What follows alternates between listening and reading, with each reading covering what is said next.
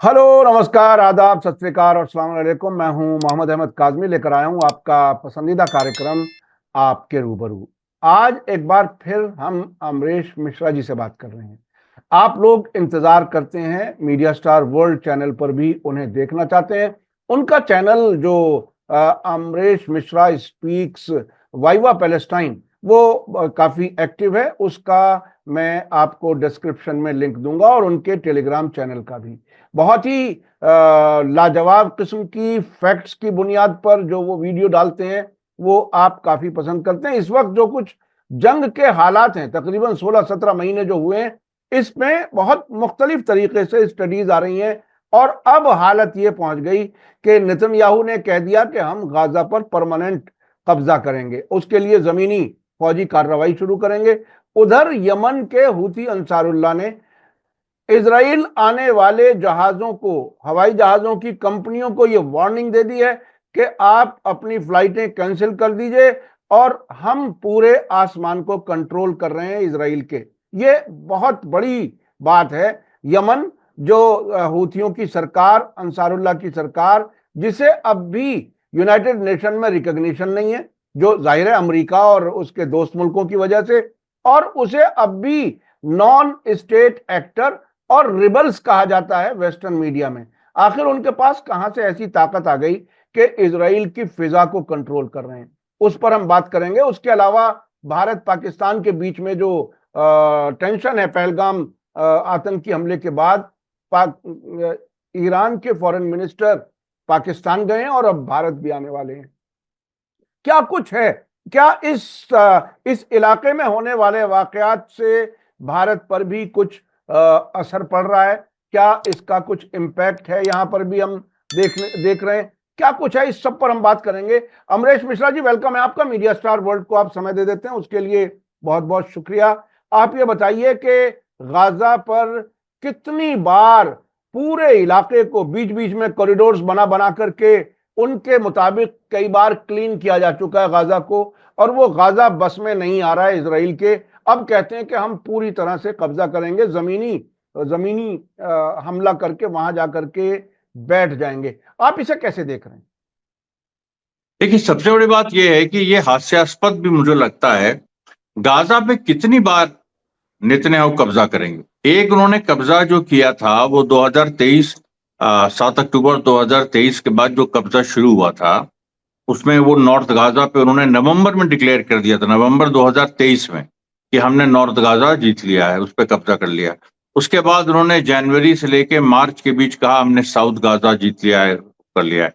सब कुछ हो गया वहां पर। इन्होंने नॉर्थ गाजा में नेजरी एक्सेस बना दी।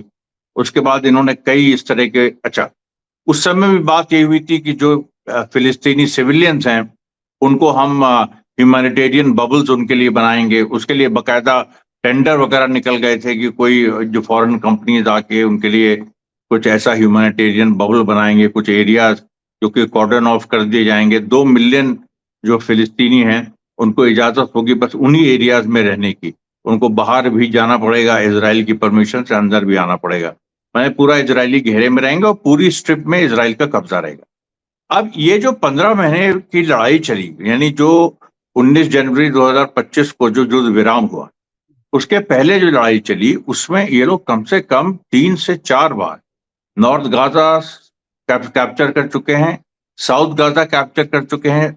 पब्लिक को नॉर्थ से साउथ भगाते हैं, कभी साउथ से सेंट्रल ये भगाते हैं। तो सवाल, और इजराइल के पॉलिटिशियंस पूछ रहे हैं, जो अविगोर लीबरमैन है, जो यार लेपिड हैं, ये लोग सब लोग पूछ रहे हैं कि ये बताओ कि हमसे नेतन्याहू कह रहे हैं कि एक दिन सुबह उठोगे और हमास साफ होगा।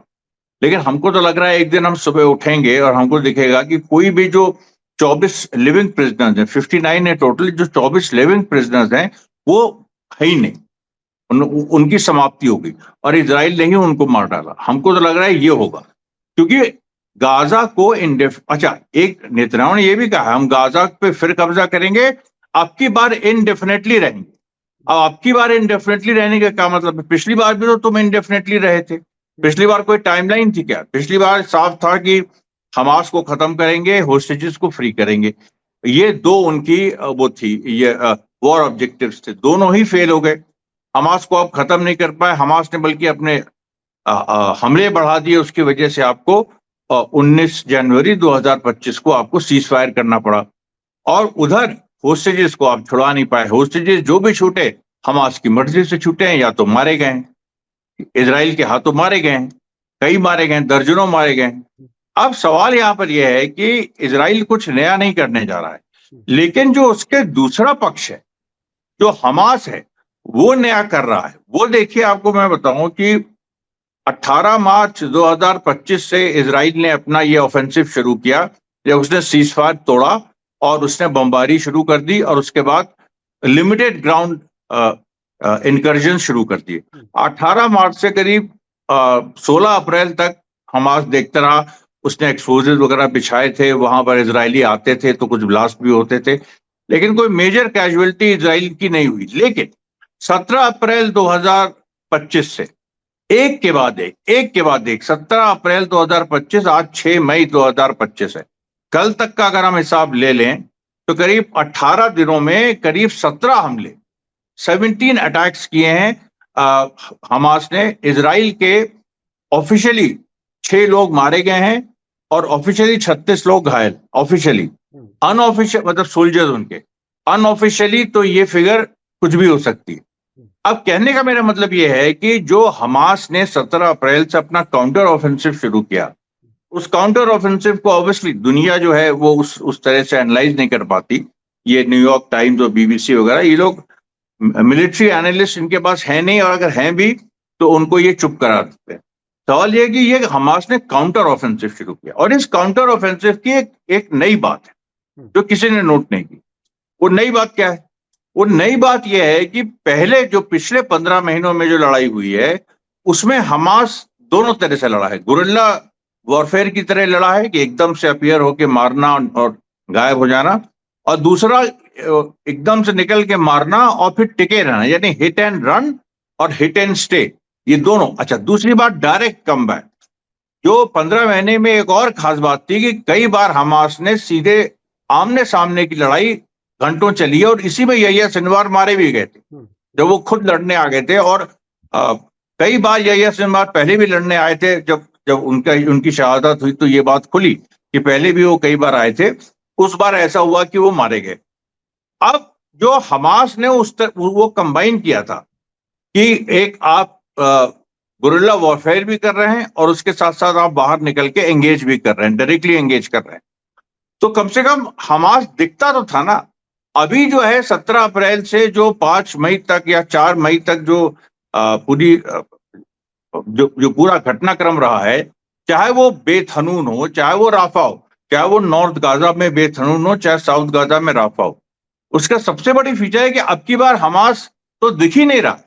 अब की बार वो लोग एंगेज नहीं कर रहे हैं डायरेक्टली, अभी वो गायब हो जा रहे हैं। मतलब वो पूरी तरीके से, जैसे शुरू में जो 2023 के नवंबर और जनवरी, मतलब नवंबर 2023 से लेके जनवरी फरवरी 2024 तक जो हमास ने किया था, और आपको याद होगा 22 जनवरी 2024 को बहुत बड़ी घटना घटी थी राफा के ही पास, जिसमें 21 इजरायली सोल्जर मारे गए थे, और वो सबके सब यूनिट 8200 के थे, उनके स्पेशलाइज्ड यूनिट के। और उसके बाद वो पूरी यूनिट डेसिमेट हो गई। अभी फिर ये घटना घटी जब 19 अप्रैल को शुजैया में इन्होंने अपने जो यमास इनकी अंडर कवर यूनिट है उसको मारा। फिर 25 अप्रैल को यहलो में एक यूनिट है उसको मारा। जो स्पेशल इस तरह की यूनिट्स होती हैं इजराइल की, इनको ये चिन्हित कर करके मार रहे हैं। और इस बार तो इजरायली सोल्जर्स ने एक भी हमास फाइटर को नहीं मार पाए। 18 मार्च के बाद जितने भी हमास फाइटर्स को मारा है, जो सिविलियन किलिंग्स किए, वो सबके सामने, लेकिन जो फाइटर्स को मारा है उसमें केवल हमास की पुलिस, जो एक्स हमास फाइटर्स जो पुलिसिंग फंक्शन में आ गए। अब जैसे वहां गाजा में लूटमार एक बहुत बड़ी प्रॉब्लम, क्योंकि जो भी रेशंस हैं उनकी लूट हो रही है, और ये कई बार, और प्राइसेस जो है 500 गुना ज्यादा बढ़ जाती है इस समय। अब हमास जब क्रैकडाउन करता है ब्लैक मार्केट पे, जो कि फिलिस्तीनियों का ही ब्लैक मार्केट है, उन्हीं के अंदर के क्रिमिनल्स, और उनको इजराइल बैक करता है। इनफैक्ट अभी जो परसों घटना हुई कि हमास का एक पुलिस का एक ग्रुप वो क्रिमिनल्स को चेस कर रहा था, उस पर इजराइल ने बमबारी कर दी, उसमें हमास के पुलिस के लोग मारे गए।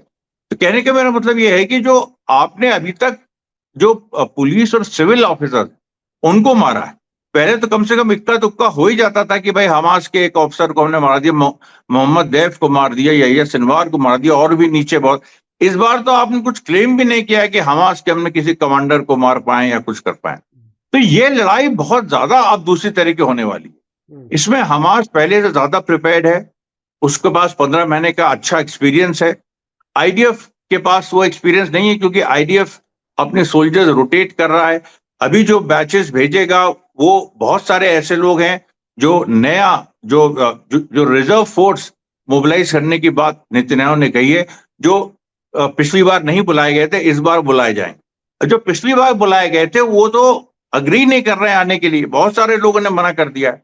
पूरा रेबेलियन हुआ है नेवी में, जो इजराइल की नेवी है, इजराइल की एयरफोर्स है, इजराइल की आर्मी है, उसमें एक के बाद एक रेबेलियंस हुए हैं। और उसमें लोगों ने चिट्ठियां लिखी हैं बकायदा। ये जो रोनेन बार शिनबेत वाला मामला है, ये फंसा हुआ है, अभी तक ये रिजॉल्व नहीं हुआ है। अब इसमें आप जो हैं कह रहे हैं कि हम नया ग्राउंड ऑफेंसिव करेंगे विथ फ्रेश ट्रूप्स। ये जो फ्रेश ट्रूप्स हैं जिनको आइडिया ही नहीं है। मैं उसी पर आने वाला था। अब तक जो आपने दो तीन बातें कही, एक तो ये कि इजराइल वहां पर ब्लैक मार्केटियर्स को सपोर्ट कर रहा है गाजा के अंदर, जबकि ऑफिशियली वो बयान इस तरह के देता है कि ये हमास के लोग लूट लेते हैं और हम उसको रोक करके हमास तक ना पहुंचे, हम ऐसी नई कोई स्ट्रेटेजी बना रहे हैं वहां पर राशन बांटने के लिए। और दूसरी बात यह कि आपने ये भी बताया कि हमास इस बार नजर नहीं आ रहा है और इजराइल हमास के लोगों को मारने का, किसी अहम आदमी को मारने का दावा भी नहीं कर पा रहा है। उन्होंने कुछ एक दो वीडियो बीच बीच में वीडियो जारी करते हैं वो हमास के लोग, किस तरह से वो इजरायली फौजियों को मार रहे हैं। अब जो बड़ा सवाल है वो ये कि ऐसे वक्त में जबकि इजराइल के फौजी हजारों की तादाद में, जो सर्विंग फौजी हैं या रिजर्विस्ट हैं, वो बाकायदा खत लिख लिख करके अलग अलग तरीकों से सरकार पर दबाव बना रहे हैं कि हमास के साथ जल्दी जंगबंदी कर लो। दूसरी तरफ इजराइल का सबसे मेन सपोर्टर अमेरिका, वो ईरान से बातचीत कर रहा है और अमेरिका ने ईरान से बातचीत करने से पहले नेतन्याहू को ह्यूमिलिएट भी किया व्हाइट हाउस बुला करके। आपको याद होगा जब उन्होंने कहा कि हम डायरेक्ट बात कर रहे हैं। तो ऐसी हालत में नेतन्याहू के पास कौन सी ऐसी ताकत है जो ये धमकी को भी कोई सीरियस ले लेगा? देखिए, ताकत उसके पास यही है कि इजराइल में इलेक्शन 2026 के पहले नहीं हो सकते, और अभी 2025 में उसने जो बजट पास करा लिया, और बजट पास कराने के लिए उसने 18 मार्च का वो ये सीज़फायर तोड़ा था ताकि बेन गवीर वापस आ सके कैबिनेट में और वो बजट पास कर ले। अब बजट जब पास हो गया तो अब 2026 तक इलेक्शन नहीं हो सकता, मेरे ख्याल से 2026 मार्च या अप्रैल तक, if I am not wrong. तो वो जो है 1 साल का समय नेतन्याहू को पूरा मिल गया है, जिसमें वो कुछ भी जो भी चाहे कर सकता है। ट्रंप की बात देखिए, ट्रंप इस समय रशिया और यूक्रेन में पीस डील खतरे में है।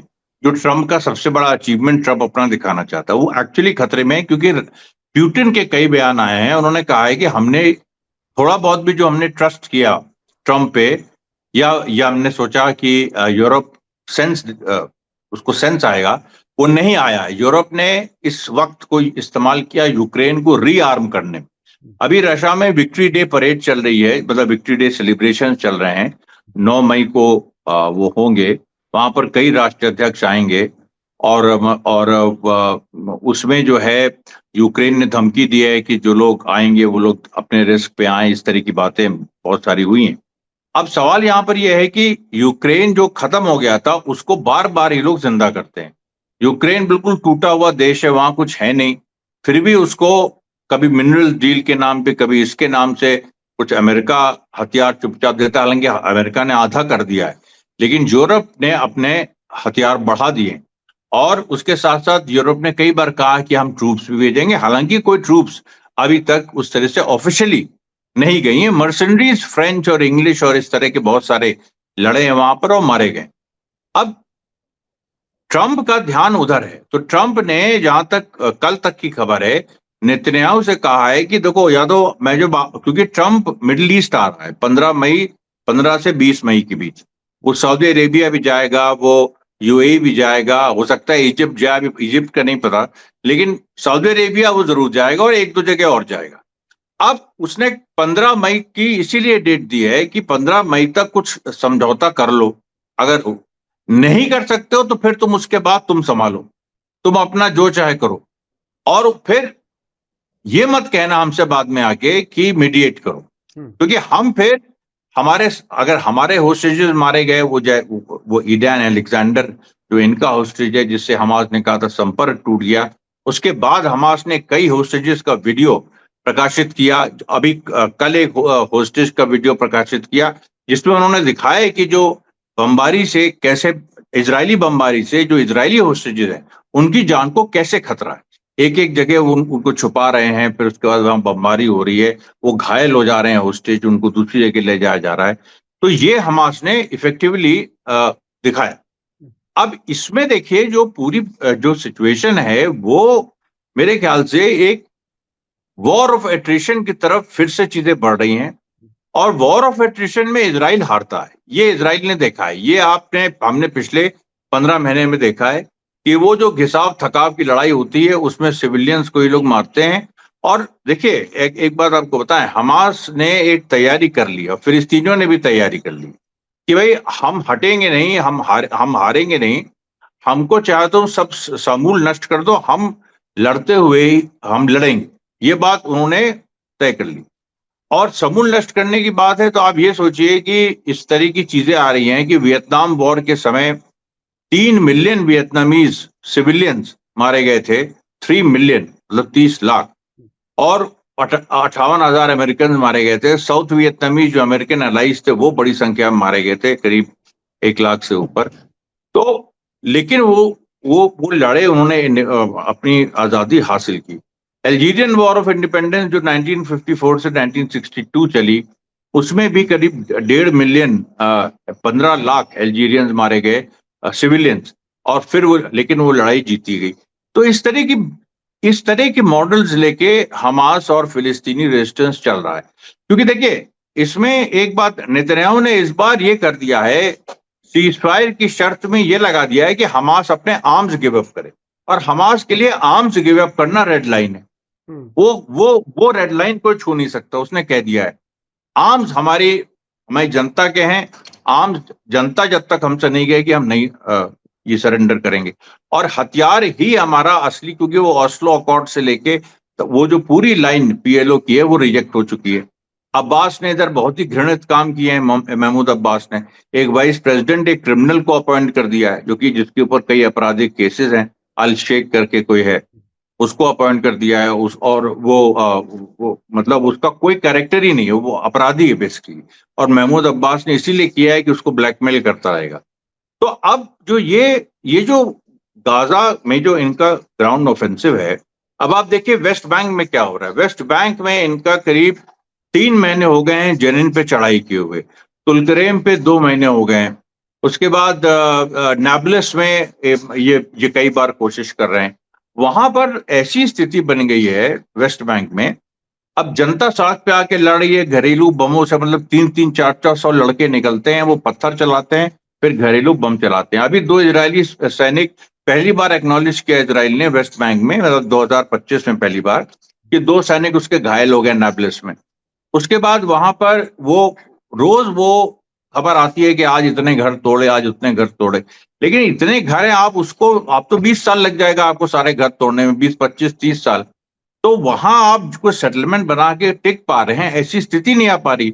अभी जेरूसलम फायर्स जो हुए, अब जेरूसलम फायर्स के पीछे देखिए, इजराइल में ईरान में वहां पर बंदर अब्बास में आग लगती है, और उसके बाद 1-2 जगह और, 3 जगह, फिर अचानक इजराइल में आग लगती है। अब ये आग कैसे लगी, ये आग का आप देखिए इसके पीछे बहुत अजीब सा एक पूरा सिनेरियो है कि जो सेटलर्स आए वेस्ट बैंक में, करीब 6 लाख सेटलर्स वेस्ट बैंक में है। वेस्ट बैंक में करीब, वेस्ट बैंक की पॉपुलेशन गाजा से ज्यादा है, 30 लाख फिलिस्तीनी है, सेटलर्स 6 लाख है। गाजा में तो फिलिस्तीन ये सेटलर्स है नहीं, गाजा तो वो छोड़ चुके थे। तो 6 लाख, अब जो सेटलर्स आए हैं और प्लस जो इजराइल ने जो एरियाज जो 48 में कैप्चर कर लिए थे और 67 में भी किए, वहां पर इन लोगों ने जो पेड़ लगाए हैं वो नॉन नेटिव ट्रीज हैं। देखिए बहुत बारीक बात है, वो पेड़ हैं जो they are not local trees, और वो बाहर से लाके इन्होंने लगाए हैं पूरे एरिया के उसको चेंज करने के लिए, ज्योग्राफी को चेंज करने के लिए इसको, और लाखों की संख्या में लगाए। और वो नॉन नेटिव ट्रेन्स, मतलब वो जो ट्रीज हैं वो फ्लेमेबल है, और उनकी और वो चीज पकड़ के वो वहीं से आग शुरू हुई है ऑक्यूपाइड यरूशलेम में, और उसके बाद वहां से आग होते होते सेंट्रल इजराइल तक पहुंच गई। अब सोचिए सेंट्रल इजराइल मतलब, और वो जो डेजर्ट के इलाका, और वहां पर आईडीएफ बेसिस बहुत सारे जल के खाक हो गए। कितने लोग मारे गए हैं, क्या हुआ अभी तक ये क्लियर ही नहीं। अभी तक आग लग रही जगह जगह पे, ये जगह जगह लग रही है। बहुत बड़ा ये सबोटाज का 17 सेटलर्स तो इजराइल ने ऑफिशियली घोषित किया है कि वो घायल हुए हैं बुरी तरह से। पूरी जो मतलब जो जिंदगी है इजरायलियों की, छोटा सा देश है वो पूरी अस्त व्यस्त हो ही गई है। अच्छा तो अब यहाँ पर जो जी अमरेश जी, हमारे पास वक्त जरा कम रह गया है। मैं सीधा चलना चाहता हूं यमन और इजराइल, ये जो पिछले 2 दिनों में जिस तरह से जो वाकयात हुए हैं, बेन गुरियन एयरपोर्ट के नजदीक इतना बड़ा हमला, तमाम फ्लाइट्स को रोकने की बात हुई, बहुत सी फ्लाइट्स कैंसिल हुई, तो कई दुनिया के एयरलाइंस हैं जिन्होंने ऑपरेशन इस वक्त बंद किया हुआ है। क्या लगता है आपको बात कहां तक पहुंचेगी?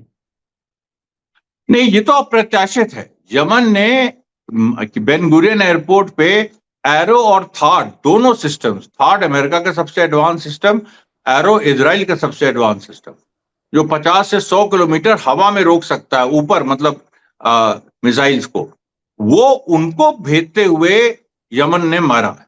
और ऐसा ब्लास्ट हुआ है उसमें जो घायल हुए कुछ, वो तो अलग बात है, जो इजराइल के मुंह पे थप्पड़ लगाए। उसी समय एयर इंडिया की फ्लाइट आ रही थी जो डाइवर्ट हो गई, कई फ्लाइट्स अबू धाबी डाइवर्ट हुई, कई फ्लाइट्स, कम से कम 7 एयरलाइन ने, लुफ्टांसा से लेकर तमाम एयर फ्रांस वगैरह ने कहा है कि हम उस पर नहीं लगाएंगे। और आप सिंबोलिज्म देखिए, पॉलिटिकल सिंबोलिज्म और पॉलिटिकल इसका इम्पैक्ट। यमन जिसने कहा था कि लाल सागर हमने बैन कर दिया है, अब कह रहा है कि हमने इजराइल का हवाई स्पेस बैन कर दिया है। ये वर्ड उन्होंने यूज किए, Yemen has ban the air space of Israel. कभी किसी ने सुना है ऐसी बात? दुनिया के इतिहास में ऐसा नहीं हुआ। यमन ने एक काम और किया इसी बीच में, जिसकी खबर ज्यादा नहीं आई। अमरीकी तेल के इंपोर्ट पर बैन लगा दिया, जो आता था यमन आता था। ये भी एक खबर थी जिससे लोग शायद नहीं जानते। तो अब सैंक्शन लगाने का, पाबंदी लगाने का काम, जो जिसे रेजिस्टेंस और नॉन स्टेट एक्टर्स कहा जा सकता है, कहते हैं वो लोग, वो भी लगा रहे हैं। और उससे इजराइल एक तरह से बहुत परेशानी में है। उसके बाद जो हमले किए हैं हुदैदा पर, वो भी काफी संगीन हमले। आपको क्या लगता है ये कितनी जंग आगे बढ़ेगी इजराइल और यमन के बीच में, जिसमें पिछले कई हफ्ते से अमेरिका पूरी कोशिश में लगा हुआ है यमन के खिलाफ हमलों में? क्या कहां तक बात पहुंचेगी? यमन के खिलाफ हमले सफल नहीं हो रहे हैं उसके इंफ्रास्ट्रक्चर को हर्ट करने के लिए। फिर वही बात हो रही है, सिविलियंस को आप मार रहे हैं, उसके आगे आप कुछ नहीं कर पा रहे। और यमन में जबरदस्त मोबिलाइजेशन चल रहा है, एक के बाद एक ट्राइब्स जो हैं रिमोट, जो, देखिए यमन को समझिए, यमन क्या है? यमन वो जगह है जो अरब्स अपना बर्थ प्लेस मानते हैं, उसको क्रेडल वही है। सऊदी अरेबिया क्रेडल नहीं है। यमन से ही अरब ट्राइब्स उभर के पूरे ये अरब वर्ल्ड में गई हैं, ये माना जाता है। अब यमन जो है, वहां की जो एंशिएंट ट्राइब्स हैं, ये है पूरा उनमें मोबिलाइजेशन हो रहा है। रोज नया नया वो पूरे फरमान आ रहे हैं, वहां अंत तक लड़ने की बात आ रही है और ग्राउंड इन्वेजन तक की बातें आ रही है। तो अब ऐसी स्थिति में यमन तो मोबिलाइज है, यमन पीछे नहीं हटेगा। यमन पीछे नहीं हटेगा तो फिर क्या होगा? इजराइल का एयर स्पेस एक्चुअली बंद है इस समय, कल भी बंद था, आज भी फ्लाइट्स नहीं आई। और अब देखते हैं, क्योंकि अब उसके बाद यमन ने कहा है कि अगर इस तरह की फ्लाइट्स आएंगी, जैसे हमने लाल सागर में मारा है वैसे मारेंगे। अब आप सोचिए कि वो उन्होंने यहां तक कह दिया है कि जैसे हमने लाल सागर में मारा है वैसे हम बेन गुरियन एयरपोर्ट पे मारेंगे। और इजराइल के पास और नेतन्याहू का बयान आया कि हुतीज को कोई ज्यादा फर्क नहीं पड़ेगा। हम बमबारी जो कल हुई, अमेरिका और इजराइल की जॉइंट बमबारी हुई, इजराइल ने हुदैदा पे की, अमेरिका ने सना पे की, लेकिन नेतन्याहू ने कहा कि इसका जनक ईरान है, ईरान जब तक खत्म नहीं होगा यमन को हम खत्म नहीं कर सकते। तो बात घूम फिर के ईरान पे आ जाती है, और ईरान को उसने जैसे ही नाम लिया तो ईरान के फॉरेन मिनिस्टर का तुरंत बयान आया कि ये नेतन्याहू जो है यूएस की पॉलिसी डिक्टेट कर रहा है पूरी दुनिया के सामने है। ये देखिए, यूएस ईरान से बातचीत कर रहा है, नेतन्याहू अभी भी युद्ध की बात कर रहा है, सारी चीजें कर रहा है, और अमेरिका को जवाब देना होगा इसका। अब अमेरिका की जो बात देखिए, मस्कट में हुई, फिर रोम शिफ्ट हुई, फिर मस्कट में हुई, 3 राउंड हो चुके हैं, चौथा राउंड मस्कट में ही होना है। और मस्कट में अभी तक वो राउंड तय नहीं हुआ है, क्योंकि ईरान ने कहा है कि हमने मस्कट पे छोड़ दिया है, हमने ओमान पे छोड़ दिया है कि वो तय कर ले डेट। अमेरिका की तरफ से ईरान के लिए कोई बयान अभी तक, बहुत स्ट्रांग बयान आने बंद हो गए। एक बयान अभी आया था ये मार्क रूबियो का, सेक्रेटरी ऑफ स्टेट का, तो उन्होंने कहा कि भाई आप न्यूक्लियर पावर आप अपनी बना सकते हैं, सब कर सकते हैं, मिसाइल प्रोग्राम मत बनाइए। अब मिसाइल प्रोग्राम तो इजराइल बना रहा है। इजराइल ने कल अनवेल कर दिया एक नई मिसाइल, मेरे ख्याल से कासिम बासिर, ईरान हाँ ईरान ने, हाँ ये ईरान ने अनवेल की कासिम बासिर मिसाइल 1200 किलोमीटर की है, और जो किसी भी चीज से इंटरसेप्ट नहीं हो सकती, स्पेशली जो अमेरिकन जो थॉट सिस्टम सबसे एडवांस्ड है उसके ऊपर से वो निकल जाएगी। अब जब वो तो यमन को नहीं रोक पाए, यमन के पास ईरान की जो पुरानी मिसाइल्स हैं उनको अपग्रेड करके यमन ने पैलेस्टाइन 2 मिसाइल अपनी बनाई, जो उसने मारी, और जो इंटरसेप्ट नहीं हो पाई। ईरान की जो अब ये जो कासिम गाजिर मिसाइल है जो कल ही अनवेल हुई है, वो उसमें उसके बारे में तो कहा जाता है कि वो उससे भी ज्यादा आगे है, और उसमें वो वैसे भी इंटरसेप्ट नहीं की जा सकती। तो देखिए, ये एक बात है, और ये मैं भारत और पाकिस्तान के कॉन्टेक्स्ट में भी देखता हूं कि ईरान और यमन जैसे देश कहां से कहां पहुंच गए। हम लोग अभी भी वही बातें कर रहे हैं कि हमारे पास इतनी फौज है, उतनी फौज। अरे वो जमाना चला गया। ये दोनों, इंडिया पाकिस्तान दोनों देश जो है इतने पिछड़े हुए हैं, मुझे बड़े अफसोस के साथ कहना पड़ता है कि इनके पास कोई है ही नहीं मिलिट्री, मतलब जो एक आज दुनिया जिस वॉरफेयर के लेवल पे है, इनके पास कुछ है ही नहीं उसके मुकाबले। चाइना के पास है, इनके दोनों के पास कुछ नहीं है। और ये अभी भी वही बातें कर रहे हैं कि अमृतसर, अरे वो लड़ाई, वो दौर चला गया अमृतसर कब्जा करने का, लाहौर कब्जा करने का। अब लड़ाई देखिए क्या हो रही है, ड्रोन से हो रही है लड़ाई, यमन जैसा देश हाइपरसोनिक मिसाइल से लड़ाई हो रही है, उसके बारे में सोच ही नहीं है, बात ही नहीं हो रही है दोनों तरफ से। अच्छा, इस बीच में ईरान जो मीडिएशन की बात कर रहा है, क्या लगता है आपको, ये कोई सीरियस एफर्ट है या ईरान सिर्फ अपनी इंटरनेशनल पॉलिटिक्स में अपनी अहमियत बढ़ाने की कोई कोशिश कर रहा है? क्या लगता है आपको? नहीं, सीरियस एफर्ट है। ईरान नहीं चाहता है कि एक और फ्रंट खुले बेकार में। हालांकि ईरान को देखिए, अब ये बड़ा कॉम्प्लिकेटेड है इंडिया पाकिस्तान वाला फ्रंट, क्योंकि चाइना जो है वो पाकिस्तान के साथ है, रूस का कल आया वो भारत के साथ। अब रूस और चाइना एक है, रूस चाइना ईरान एक है, बल्कि आप ये कहिए ईरान का भी आया हम मेडिएट करेंगे, रूस का आया भारत के साथ, चाइना का आया पाकिस्तान के साथ। ये अंदर का गेम चल रहा, और ये मेरे ख्याल से साउथ एशिया में, क्योंकि ये लोग जानते हैं कि इन दोनों पावर्स के पास एक लंबी वॉर सस्टेन करने का कोई उस तरह की स्थिति है नहीं बिना किसी की मदद के। और मदद चाइना मान लीजिए पाकिस्तान को करेगा, रूस थोड़ा भारत को कर देगा, अमेरिका को ये घुसने नहीं देना चाहते। कौन? रशिया, चाइना और ईरान। साउथ एशिया में पहली बार ही हो रहा है। अमेरिका को, और अमेरिका घुस सकता भी नहीं है। अमेरिका इस बार खामोश भी है। ट्रंप का ऐसे भी अमेरिका खामोश, अमेरिका जानता है उसकी कोई वैल्यू अब नहीं। इजराइल फंसा हुआ है, अमेरिका फंसा हुआ है, इंडिया के पास कोई ऑप्शन नहीं है कि वो रशिया के अलावा किसी एलाई की तरफ देखे। तो बात तो यही होगी ना, बड़े जियोपॉलिटिकल गेम में रशिया, चाइना, ईरान की जो ट्रायड है, यही तो कंट्रोल कर रहा है यहाँ के साउथ एशियन कॉन्फ्लिक्ट को। यही कंट्रोल कर रहा है। ईरान का जो ईरान के फॉरेन मिनिस्टर का आना के बहुत महत्व है। जी जी, बहुत अहम है। और ये बिल्कुल वो जो वेस्ट से ईस्ट की तरफ जो ताकत का जो तवाजुन है, बैलेंस ऑफ पावर है, वो बढ़ रहा है। वो हम अलग अलग तरीके से देख रहे हैं। बहुत बहुत शुक्रिया जनाब अमरीश मिश्रा जी, आपने हमें वक्त दिया और हमारे दर्शक आपको जरूर बार बार देखना चाहते हैं और मुझे लगता है कि और जरा थोड़ा सा टाइम कभी कभी बीच में और भी हम लेने की कोशिश करेंगे आपसे। मैं अपने दर्शकों से कहूंगा कि आपको ये वीडियो कैसे लगी कमेंट्स में जरूर लिखें और ज्यादा से ज्यादा लोगों तक शेयर करें।